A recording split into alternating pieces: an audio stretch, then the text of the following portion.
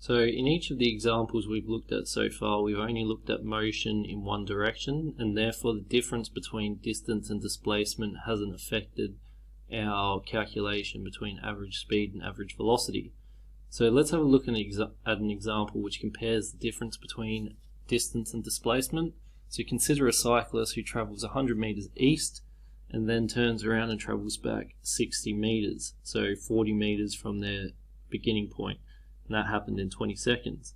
What's the cyclist's distance that they've traveled, and what's the displacement?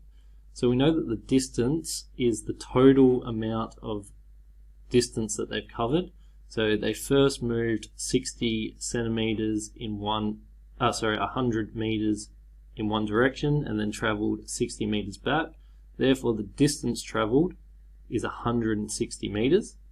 But if we consider how far they are from their starting point, we know that they are only 40 meters from the start. Therefore, their displacement, which considers their position relative to their initial position, is only 40 meters. So that example there really highlights the difference between distance and displacement. So if we then use this to compare the difference between speed and velocity, again, we know that when we're considering speed, we would be making comparisons to the distance traveled, whereas when we're looking at the velocity, we'd be looking at the displacement traveled. So if I wanted to calculate the average velocity, I would have to look at the displacement over time.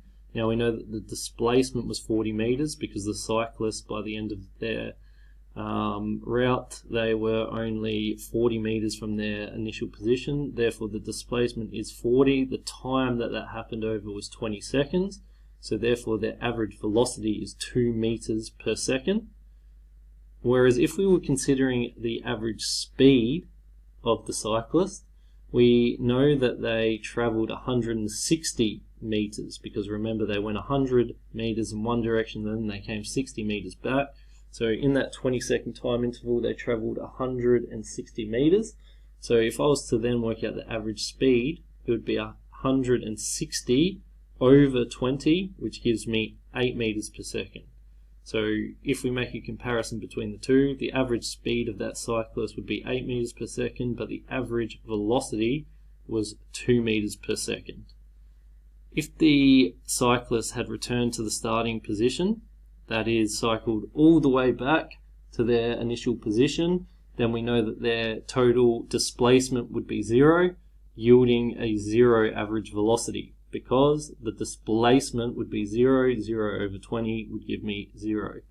If we were to consider the average speed, they'd travel 100 meters in an easterly direction, then 100 meters back, so they traveled 200 meters in that specific time interval, so then we'd be able to calculate a average speed. So when we're considering the displacement of an object, or if we're trying to consider the average velocity, we often indicate a certain direction to be in the positive direction, and then whatever the other direction is to be the negative direction.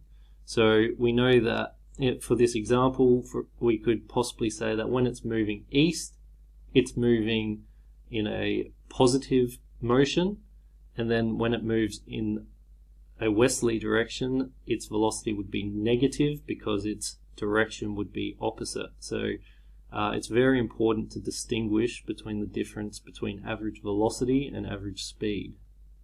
So let's consider work example D to make a comparison between the average speed and average velocity. So we have a car that travels 500 meters to the right, it then turns around and travels 1,000 meters to the left. The car has traveled with a uniform speed, so a constant speed, and the time taken was 150 seconds. Find the total distance traveled, displacement traveled, the average speed of the car, and the average velocity of the car. So when working through a question like this, I recommend that you draw a diagram to assist. So we have our car, which starts here. It moves 500 meters to the right where it reaches point B. When it reaches that position, it then travels 1,000 meters to the left. So if we consider the distance travelled.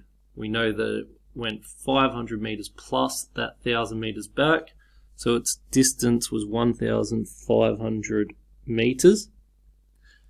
If we consider its displacement, and I'm going to consider anything to the right of the page positive, anything to the left of the page as negative.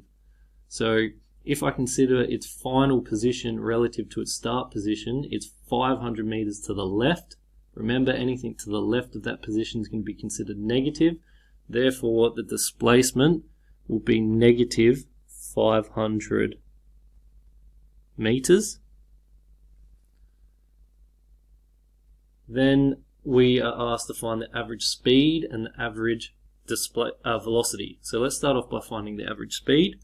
We know that the distance travelled was 1,500 meters. We know the time interval in which that this happened. So I believe it was 150 seconds. Yes, so 150 seconds. So therefore, the average speed is unknown. So the average speed will be given by the distance travelled, which is 1,500 meters over 150 seconds, which is equivalent to, you can quickly do that calculation, which is 10 meters per second. Again, if you write out your units, it's easy to distinguish what the units will be. Then, if we want to compare that to the average velocity, we now know that the average velocity is given by the displacement over the time, which is given by, we know that our displacement was negative 500 meters because it was 500 meters to the left of its initial position over the time interval in which that happened, which was 150 seconds, and the units for the displacement were meters. So we get negative 3.33 meters per second. Now again, all the negative is going to do is signify a direction. Anything that was towards the left of the page was considered to be negative. Therefore, we know that the average velocity is 3.33 meters per second to the left. So that's what they've said here. The negative indicates the displacement or the average velocities are to the left. So I'd now like you to finish off the lesson by working through these questions. Like before, I'll be available on Teams to give you assistance in any of the questions that you might not be able to work through yourselves. So good luck with that, and reach out to me if you need some assistance.